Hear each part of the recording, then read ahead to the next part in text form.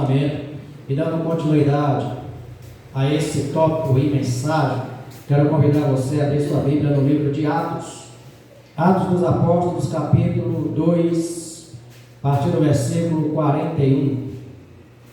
Quem tiver com Bíblias, irmãos, você vai usar ela bastante hoje, certo? Vai poder folhear aí e compartilhar com a gente a leitura dos textos bíblicos. Livro de Atos dos Apóstolos, capítulo 2, a partir do versículo 41 ao 47.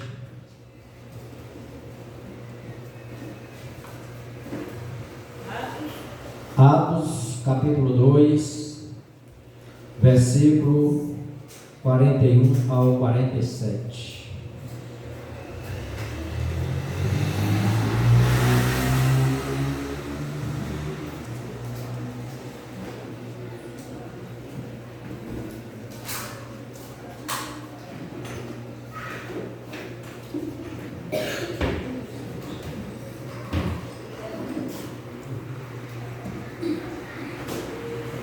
Todo mundo achou? Diz assim o texto: os que de bom grado receberam a sua palavra foram batizados, e naquele dia acrescentaram-se quase 3.000 almas, e perseveravam na doutrina dos apóstolos, e na comunhão, no partir do pão, e nas orações. Em cada alma havia temor, e muitas maravilhas e sinais eram feitos pelos apóstolos. Todos os que criam estavam juntos e tinham tudo em comum. Vendiam suas propriedades e bens e repartiam com todos, conforme a necessidade de cada um. Perseverando unanimemente todos os dias no templo e partindo o pão em casa, comiam juntos com alegria e sinceridade de coração, louvando a Deus e caindo na graça de todo o povo. E todos os dias acrescentavam o Senhor à igreja aqueles que iam sendo salvos. Amém? Esse texto fala de comunhão. Relacionamento é comunhão. Relacionamento é convivência em comum. Relacionamento é compartilhar. É viver juntos. É contribuir, retribuir. É dividir. É repartir. A palavra comunhão, ela vem do grego koinonia, e ela significa ou é definida como uma afinidade pessoal que temos um para com os outros e para com Deus. Então aprenda, comunhão é uma afinidade pessoal que temos um para com os outros e para com Deus. O Espírito Santo é quem proporciona e nos direciona a essa relação de qualidade de comunhão. Ele vai fazer de uma forma que une as nossas vidas à vida do outro, porque nós nos tornamos corpo de Cristo, e quando nos tornamos corpo de Cristo, nós nos tornamos uma unidade na diversidade, cada um com os dons, cada um com suas habilidades, cada um com as suas qualidades. É a diversidade que forma a unidade do corpo de Cristo, com o propósito de glorificar, adorar e exaltar o seu nome. Então, a unidade de vidas em Cristo e a união dos cristãos é o que representa uma verdadeira comunhão. Mas a comunhão, ela só acontece quando nós cooperamos uns com os outros, pelo bem do Evangelho e para que todos cresçam a vida cristã saudável. É quando nós nos importamos uns com os outros, compartilhamos uns com os outros e lutamos juntos. Então aprenda isso: o que é comunhão? É cooperar, é nos importar uns com os outros, é compartilhar e lutar junto. É isso que o texto de Atos capítulo 2, que nós acabamos de ler, está trazendo como mensagem e está trazendo como princípio. E o princípio maior aqui da comunhão se chama mutualidade. Que palavra difícil ou estranha é essa? O que é uma mutualidade? É aquilo que nós fazemos pelo outro, aquilo que se torna mútuo, ou seja, se torna comum. Aquilo que você faz pelo outro representa a comunhão da diversidade, da unidade, e representa a mutualidade daquele que se importa com o outro. Isso é mutualidade, é o que fazemos uns pelos outros. É isso que garante o crescimento espiritual, tanto individual quanto coletivo. A comunhão, a mutualidade e a união, Andréa, ela vai fazer com que haja um crescimento espiritual da igreja, corpo de Cristo, e um crescimento espiritual individual de cada um de nós. Porque quando cooperamos com o outro, ajudamos ao outro a alcançar limites que nós já alcançamos, ou alcançaremos limites que ele já alcançou. Na comunhão e na mutualidade, a gente coopera com aquilo que tem e o outro não tem, e o outro coopera com aquilo que ele tem e eu não tenho. Ou seja, a gente soma valores e a gente soma, vamos dizer, princípios para um bem comum. O texto de Atos, ele nos ensina a identificar as características dos membros de uma igreja que obedecem aos mandamentos do Senhor. O texto de Atos nos ensina a identificar as características dos membros de uma igreja que obedecem aos mandamentos do Senhor. Primeiro, aqueles que são membros de uma igreja e crescem em comunhão, a primeira característica que os fazem é que eles sentem prazer em se reunir para estudar a palavra de Deus. A nossa escola bíblica dominical, eles sentem prazer em se unir para louvar e adorar ao Senhor. Eles sentem prazer em compartilhar experiências e tomar da ceia do Senhor. Veja Atos 2:42. Quem pode ler para mim? Atos 2:42. E perseveravam na doutrina dos apóstolos, e na comunhão, no partir do pão e nas orações. Isso, perseveravam na comunhão, no partir do pão e nas orações. Ou seja, eles sentiam prazer em fazer e praticar essas coisas juntos. Eles sentiam prazer em estar em união para poder orar um pelos outros. É como a gente faz aqui em momentos de oração. A gente ora pela igreja, ora por outras pessoas e oramos uns pelos outros. Quando a gente sente prazer nesse princípio espiritual, nós estamos revelando a característica de um verdadeiro membro que faz parte do corpo de Cristo. Quando a gente se une para estudar a palavra de Deus, crescer no conhecimento, né, irmão Henrique? Porque Deus diz assim: crescer na graça e no conhecimento do nosso Senhor e Salvador Jesus Cristo. Então nós sentimos prazer em estar estudando junto, em louvar junto, em compartilhar as nossas experiências e tomar a ceia do Senhor também juntos. Então essa é a primeira característica de um corpo que trabalha em comunhão. A segunda característica de um corpo que trabalha em comunhão, Atos capítulo 2, versículo 45. Vendiam suas propriedades e fazendas e repartiam com todos, segundo cada um a mesma tem. Leia também 2 Coríntios 8:3. Alguém pega aí, 2 Coríntios 8:3.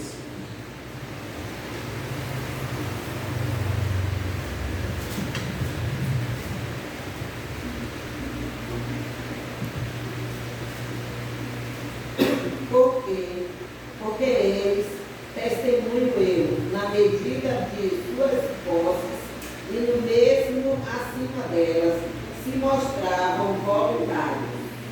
Essa é a comunhão, irmão Henrique. É a gente compartilhar o que nós temos com o outro. É o compartilhar. Existe um texto que diz assim: não tem ninguém tão pobre que não possa dar alguma coisa. E não tem ninguém tão rico que não possa receber algo. A gente pode ser rico em determinadas coisas, mas pobre em outras. A gente às vezes pode ser rico materialmente, mas tem muita gente pobre espiritualmente. Ninguém é tão pobre que não possa compartilhar algo com alguém. Experiência, conhecimento, sabedoria, entendimento, intimidade com Deus. E ninguém é tão rico que não precise de alguma coisa. Todos nós sempre temos algo que nos falta, e essa comunhão nos faz essa completude, ou seja, a gente encontra no outro aquilo que estava nos faltando para poder nos completar. O texto aqui vai dizer que a característica desses cristãos que obedecem ao mandamento do Senhor Gabriel são aqueles que se juntam ou se ajudam uns aos outros, compartilhando os seus bens com os irmãos. Aqui o livro de Atos vai dizer que eles que tinham propriedades e eram ricos, eles vendiam as suas propriedades, entregavam os pés dos apóstolos, nas mãos dos apóstolos. Para você entender hoje, quando você traz o seu dízimo e você traz a sua oferta, você entrega à igreja, você entrega aos pés de Cristo para que a igreja administre aqueles recursos. É a mesma coisa. O que é que eles faziam? Eles vendiam suas propriedades, levavam para os apóstolos e eles redistribuíam com quem não tinha, para que todos pudessem ter alguma coisa, pelo menos em parte. Então essa é uma segunda característica do verdadeiro cristão, de uma igreja unida e unificada em Cristo. É a igreja que ajuda uns aos outros, compartilhando os seus bens com os seus irmãos necessitados. Se você for observar, eu leio o livro de Atos, você vai ver lá primeiro, principalmente no livro de Coríntios também, o apóstolo Paulo ele faz vários levantamentos de recursos de igrejas que tinham possibilidade de ajudar, para levar para outras igrejas que estavam necessitadas. Então as igrejas elas se moviam com o objetivo de levantar recursos para ajudar os irmãos na fé que estavam sem recurso nenhum. As igrejas elas se ajudavam mutuamente. O apóstolo Paulo ele desenvolvia esse princípio não só dentro do corpo, mas no corpo, ou seja, todas as igrejas com a mesma fé, com o mesmo alvo que é Jesus. Então o que eles faziam? Vendiam seus bens e compartilhavam com os irmãos necessitados. Sabe por que Deus faz algumas pessoas ricas e prósperas? É para que ela possa compartilhar com quem é pobre e miserável. Um dos dons que a palavra de Deus nos traz, o que o Espírito Santo nos concede, é o dom de socorro, ou o dom de misericórdia. Quando a gente diz, olha, precisamos ajudar alguém, e alguém logo se move no seu coração para poder correr e tornar isso de uma forma efetiva, essa pessoa tem o dom de socorro. É aquele que tem não só a vontade ou o desejo, mas o prazer em compartilhar os seus bens com o outro.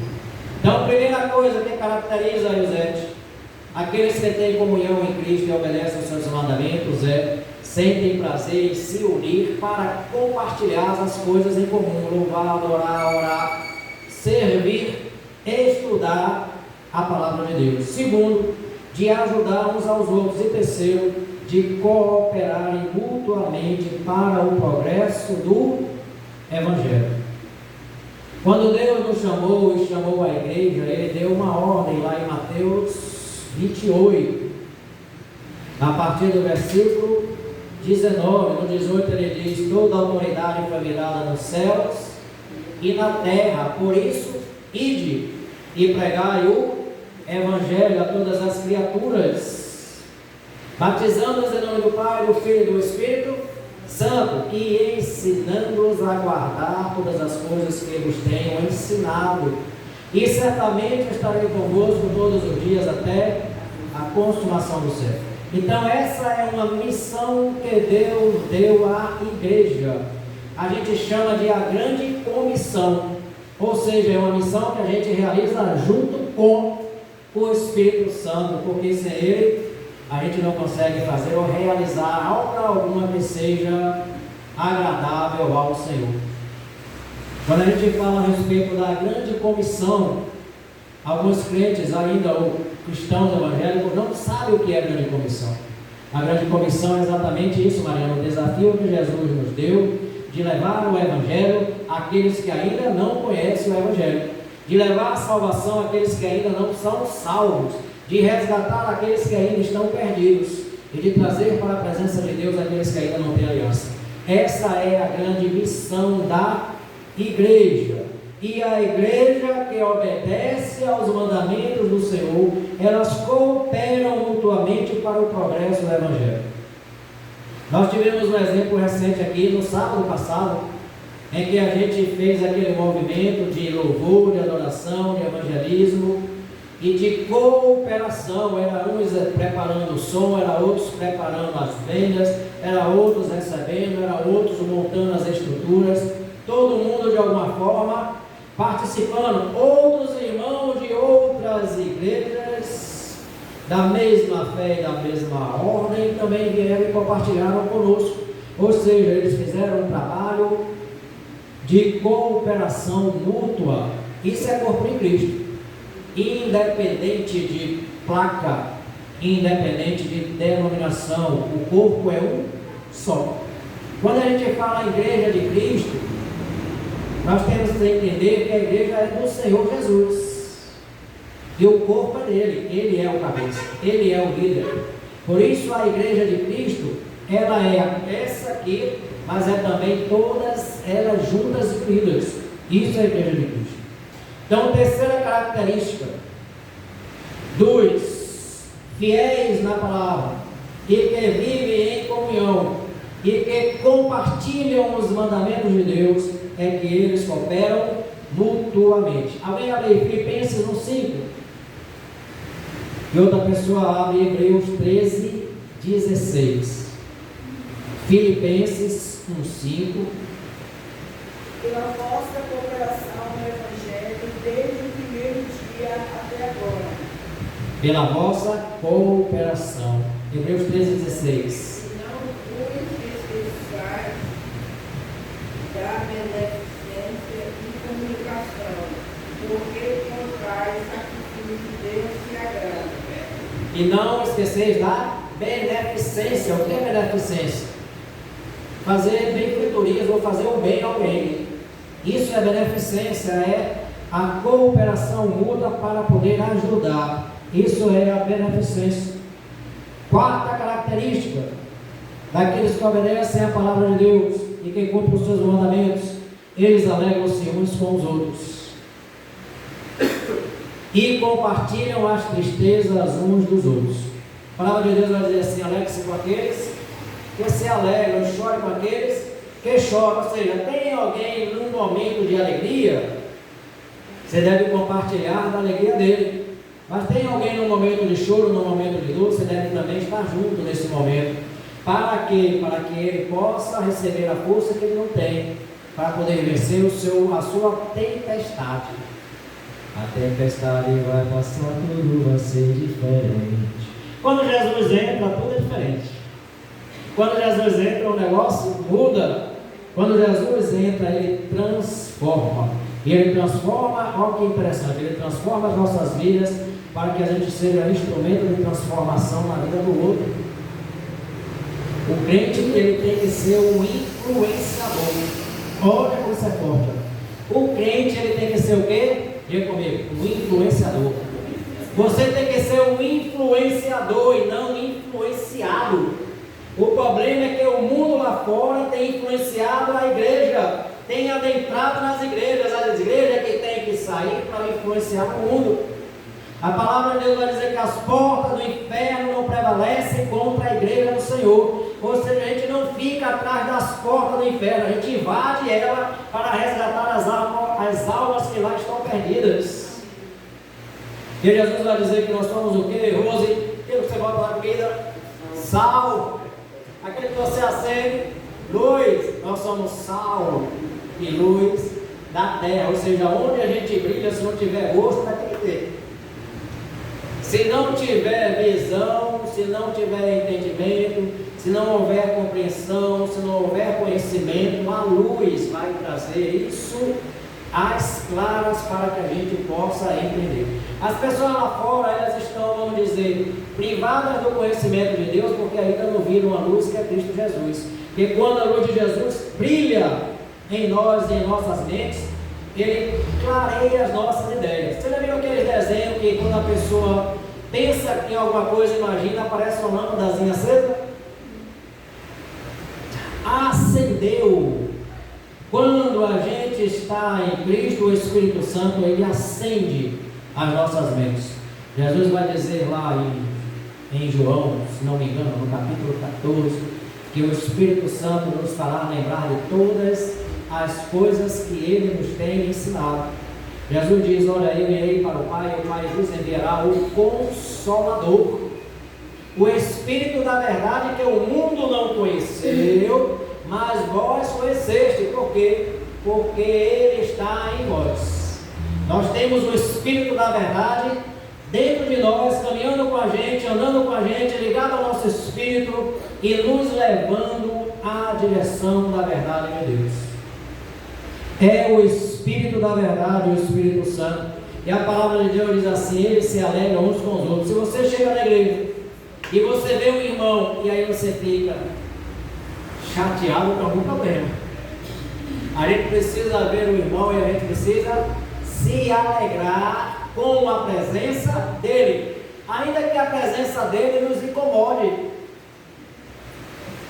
Nós temos que nos alegrar com a presença dele. É melhor ele aqui nos incomodando do que lá fora o mundo incomodando a ele, porque aqui ele vai ter a possibilidade de restauração. Se alguém vai atravessado para você, com o nariz empinado, com a boca torcida, com os olhos pulados, não dê importância para isso não. Coloque na conta de Cristo, porque Cristo morreu por todos nós. A alegria do Senhor é a nossa força. A palavra de Deus vai dizer que aqueles que cumprem a palavra do Senhor, os mandamentos do Senhor, são aqueles que se alegram uns com os outros e compartilham as tristezas uns com os outros.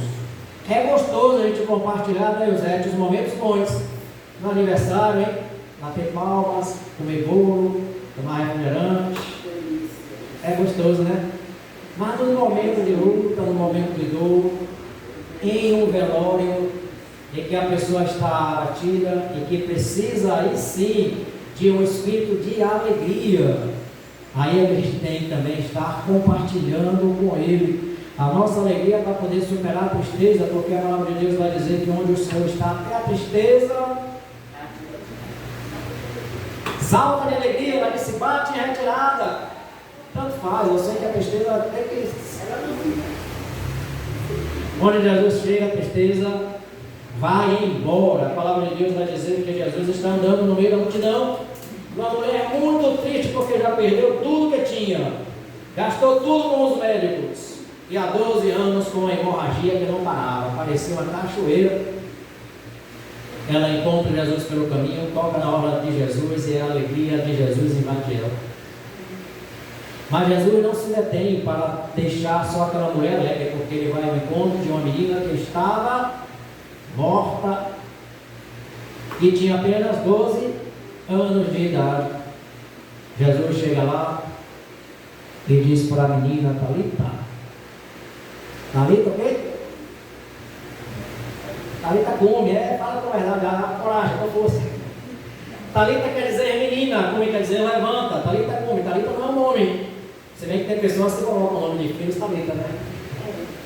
Talita significa menina, menina, levanta. Por quê? Porque aonde a morte está, ela tem que sair, porque Jesus chegou e a vida vai vir. Onde Jesus chega, existe vida.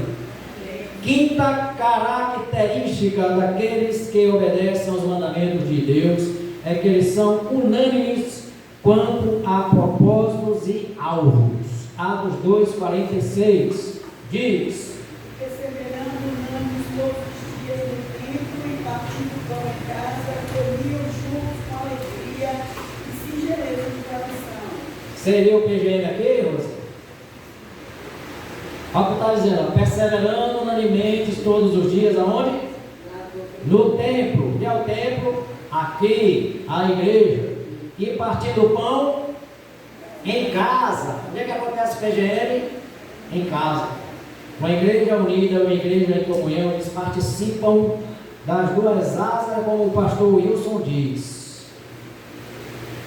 É como um avião para poder voar, ele tem que ficar sobre as duas asas. Se ele ficar uma asa só, ele vai cair. Então é no templo e nas casas, porque no templo e nas casas se fortalece mais ainda. Vai dizer aqui, ó, que eles eram unânimes nesse propósito, ou seja, perseveravam unânimes todos os dias no templo e o partir do pão em casa. O partir do pão me faz lembrar de quê? Da ceia, isso, exatamente. Por isso que eu falei para você, ela não pode vir, a gente vai fazer a ceia lá. É isso que a igreja faz. Quando o membro não pode vir, a igreja vai até ela. Acabou feliz quem falou isso que o senhor falou. Pode, já deu a informação? Você vê, ó, nós recepcionamos a irmã Clécia, o seu esposo, e o filho ainda não veio. Ele está precisando que a gente vá lá. Eu quero essa juventude toda aqui, ó, para poder estar lá também. Para poder incentivar ele, trazer alegria ao coração daquele rapaz. Sexta verdade daqueles que obedecem aos mandamentos do Senhor. Primeiro, sente prazer. Segundo, ajudam uns aos outros. Terceiro, cooperam mutuamente. Quarto, alegram-se uns com os outros. Quinto, são unânimes quanto ao propósitos e alvos. Sexto, todos participam igualmente da vida e das atividades da igreja. Eu vou ficar gravado ali, que eu vou ver se todo mundo assiste esse vídeo. Atos 2:44 vai dizer assim, ó: todos os que criam estavam o quê? Juntos nós somos mais fortes. Sozinhos nós somos fracos. Ainda que a nossa força está em Cristo, sozinho nós somos mais fracos. Porque juntos, se um cair, o outro levanta. O que é que a Bíblia diz? É melhor ser dois do que ser um. O cordão você pega um palito de fósforo, você quebra fácil. Você bota 2 palitos de fósforo, quebra fácil. Você bota 3 palitos, já começa a ter dificuldade para quebrar. Você pega um monte de palito e tenta quebrar, você não consegue, porque juntos, cada palito daqueles somos nós. Cada um aqui é uma cabeça de fósforo, pegando um pouco do Espírito Santo. Já imaginou, Henrique? Já imaginou todas essas cabeças aqui, irmão Lourdes, com fogo do Espírito Santo, com brasas sobre as nossas cabeças, unidos e juntos? Nós somos o quê? Fortes. É quando o outro está fraco que a gente vai lá e busca. Eu passei uma mensagem de Alice, você lembra de Jorginho, que esteve aqui com a gente uma época no grupo de louvor? Só tem uma pessoa aqui na igreja que mantém contato direto com ele. Não sei se algum de vocês mantém. Relembre dele. Mande contato, se ninguém tiver, eu vou dar. Mas tem uma pessoa que não esquece. Essa daí eu acho que não esquece de ninguém. Você deve saber quem é. Diz assim, ó: todos participam igualmente da vida e das atividades da igreja. Ou seja, todos participam. Ou seja, todo momento de encontro da igreja é importante para a gente poder contribuir para o crescimento dela. É juntos que nós somos fortes. Separados, nós nos tornamos fracos. Sétima verdade e última. Quem tem horas aí? 8h15. Não tem 2 horas ainda de pregação. Confessam, veja bem, ó. Ninguém se gostou. Ninguém gostou, né? Confessam os pecados e recebem a purificação do sangue de Jesus Cristo para manter a unidade e o amor. Primeiro, aqueles que têm comunhão em Cristo e obedecem aos seus mandamentos sentem prazer em se unir para estudar a palavra, para louvarem juntos, para orar, para compartilhar a experiência. Ajudam uns aos outros compartilhando os seus bens com os irmãos necessitados. Cooperam mutuamente para o progresso do Evangelho. Alegram-se. Esse cooperar mutuamente, ele acontece assim, ó: Tem um que vai e tem outro que sustenta a ida. Tem pelo mundo missionários espalhados, mas o missionário precisa comer, se vestir. E como é que ele come e ele se veste se ele está fazendo uma obra do Senhor e não pode fazer uma outra atividade ou trabalhar? Pelo sustento que a igreja dá às missões.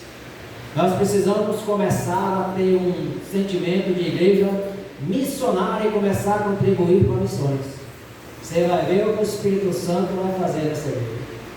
A gente perde muitas vezes porque a gente descarta princípios espirituais, porque Jesus diz assim, ó, aquilo que o homem plantar, ele colherá. Isso é o princípio da colheita e da semeadura.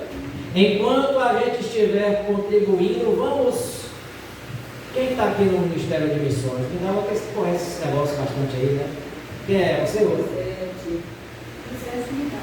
E o Zé de Lindau. Vamos fazer uma campanha ou trazer essa consciência à igreja, para que a gente passe a não só dizimar, mas também contribuir com missões.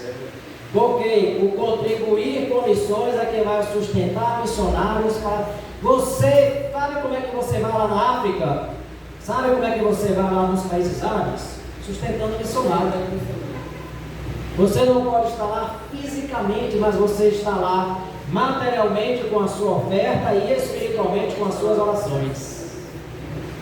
É assim que a gente faz missões. Nós podemos ser missionários em qualquer parte deste país, conquanto que a gente sustente um. Porque fazer missão não é fácil, não é para todo mundo. Tem que ter realmente um chamado especial, uma unção especial para desenvolver esse trabalho.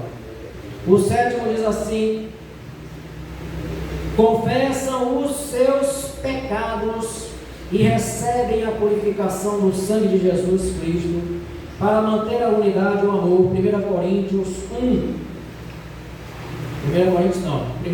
João, capítulo 1, versículo 3.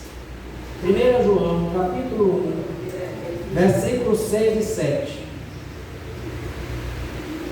Dissermos que temos comunhão com Ele, andarmos em treva, mentimos e não praticamos a verdade. Se a gente disser que tem comunhão com Deus e anda em trevas, ou seja, sem confessar pecados, existe todo pecado a gente tem que confessar. Existem pecados que você pratica conscientemente.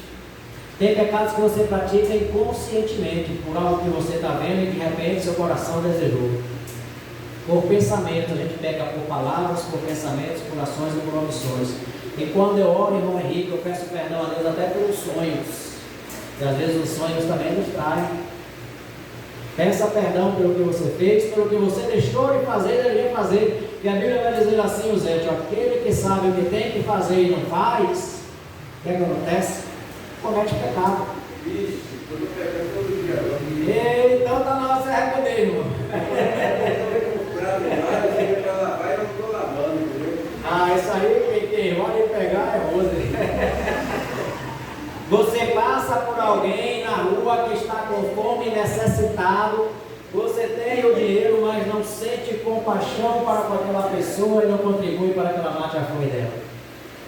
É isso que eu estou querendo dizer. Você sabe o que deve fazer, mas não faz, você comete pecado. Você já percebeu que os mendigos são invisíveis? Já percebeu isso? E os mendigos são invisíveis? Não, sabe por quê? Porque as pessoas passam e parece que eles não existem. Ignoram. Mas a gente tem o olho de raio-x, a gente enxerga o invisível também. Porque a Bíblia vai dizer, irmão Henrique, que nós temos, que Jesus tem olhos como chama de fogo. E se nós estamos unidos a Cristo, nossos olhos também são como chama de fogo. Ou seja, Deus nos faz ver aquilo que a gente não quer enxergar. A gente passa, a gente ignora, mas o Espírito faz, você não viu? Você não percebeu? Quantas vezes alguém chega aí, você pode me ajudar e tal, você diz, não tenho, aí você sai e fica lá na frente e se arrepende. Já aconteceu isso com você? Comigo já, várias vezes. É o que eu faço, eu volto também na hora. E às vezes eu saio procurando uma pessoa, alguém quer cá. Sai procurando.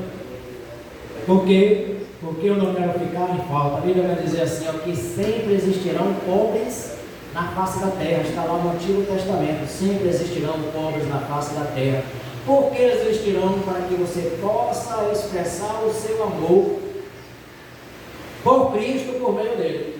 Jesus vai dizer assim: quando me deste um copo d'água, quando me vestiste, quando me visitaste na prisão, quando fizer qualquer uma dessas coisas ao menor dos meus pequeninos, estarás fazendo a mim. Bateu na sua porta, quer um copo de água. Negar um copo de água, acho que é um pecado terrível. Bateu na sua porta, estou com fome, negar um prato de comida ou alguma coisa para comer. É terrível. Alguém aqui já passou fome? Você quer começar a aprender a sentir o que é passar fome? Faça jejum. Faça um jejum de 3 dias. Faça de um dia, vou melhorar para você. Faça de uma manhã só. Aí você vai sentir no corpo, na pele, o que é passar fome. Se bem que o jejum não é um passar fome para a dieta, mas é um passar fome para abdicar de algo que lhe dá prazer, para um prazer melhor que a presença de Deus. O que é melhor que a presença do Senhor? Não existe. Quando a gente faz jejum, a gente abre mão de algo que nos agrada, que nos faz bem, para algo que é melhor ainda, que é a presença de Deus. Uma vez eu fiz um jejum de uns 3 dias, sem comer, sem beber. E aí eu entrei em um lugar e o cara estava com a torneira aberta. Deu vontade de eu dar uma repreensão naquele sujeito. Rapaz, você desperdiçando a água. Eu aqui com a sede terrível, querendo lá desperdiçando a água. Você só vai aprender a valorizar as coisas quando você não tem. Olha a lição que Deus nos dá. Às vezes a gente reclama, viu? Porque vai comer o ovo frito, né? Misturado na farofa. Quando tem gente que nem o ovo tem, nem a farofa é nem. Dê graças a Deus. A Bíblia vai dizer, ó, daqueles que têm comunhão, confessam os seus pecados. Olha o que é que Tiago diz. Abra Tiago aí comigo. Capítulo 5, versículo 16.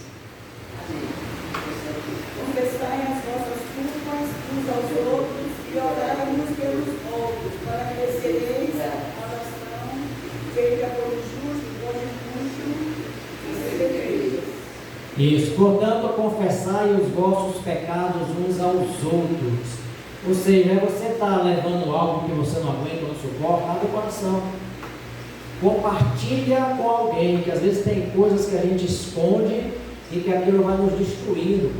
É isso que ele está dizendo assim, ó, confessai os vossos pecados uns aos outros e orai uns outros para quê? Para ser curado. Quando a gente confessa, é como uma panela de pressão. O que é que precisa fazer, Laura, para sair a pressão da panela? Suspende o vidro. Tem gente que joga água fria, né? Você joga água fria? Estraga a borracha. Não sei cozinhar não, mas eu sou especialista nisso aqui. Né? Estraga a borracha porque ela vai resfriar de vez. Funciona. Porque o ar que está ali em pressão, ele vai condensar. Ele está dizendo assim, ó: confessai os vossos pecados uns aos outros e orai uns pelos outros, para seres curados. Então a oração e a confissão não é para perdoar os pecados, é para trazer cura, porque o perdão ele vem como uma consequência, ele vem em seguida. E a palavra vai dizer assim, para terminar: a oração de um justo é poderosa e eficaz. Quem é justo aqui? Ninguém. A oração de um justo. Quando é que você se torna justo? Quando você confessa seu pecado, se entrega a Cristo, Ele lhe justifica. Aí a sua oração tem poder. Aí a oração funciona. Primeiro a gente precisa limpar para depois poder agir. É a mesma coisa você pegar um fósforo molhado e tentar riscar. Não vai conseguir, ele tem que primeiro secar, tire o que está impedindo o fogo de acender. Eita, Tire da sua vida o que está impedindo o fogo de acender. Que é o fogo. Oi? Uma inflamação também, tem que tirar aquela. Tem que limpar, exato. Para uma ferida ser curada, ela primeiro tem que ser ficada. Você tem que limpar para poder curar. Amém? Vamos lá? Joga sua o quê? Feche seus olhos, fica mais fácil. Sua fronte, obrigado. Joga suas frontes. E vamos orar. Pai, em nome de Jesus, queremos te agradecer. Esse momento é a oportunidade aqui na sua casa de estarmos aprendendo e nos enriquecendo no conhecimento e no saber da tua palavra. Te agradecemos aqui a visita da família da irmã Alice, Senhor. Que o Senhor possa cobrir cada um deles com as suas ricas bênçãos, derramar sobre ele a unção do teu Espírito Santo. Pai, em nome de Jesus, dá ordem aos teus anjos em favor destas crianças. Guarda elas aonde elas andarem, onde elas estiverem, no colégio, na rua, numa banca, se fizerem, no ônibus, na estrada, no Uber, ou no carro escolar, não sei, Senhor. Mas o Senhor tudo vê, o Senhor tudo sabe. Por isso dá ordem aos teus anjos em favor delas, para que elas estejam guardadas e protegidas. Na autoridade do nome de Jesus, cega os nossos inimigos, deixa eles confundidos e perdidos, desorientados, para tudo quanto tentem maquinar contra as nossas vidas e a vida das nossas crianças, eles não tenham nenhum efetivo efeito. É a oração que lhe fazemos em nome de Jesus. Amém. Graças a Deus. Vamos ficar em pé.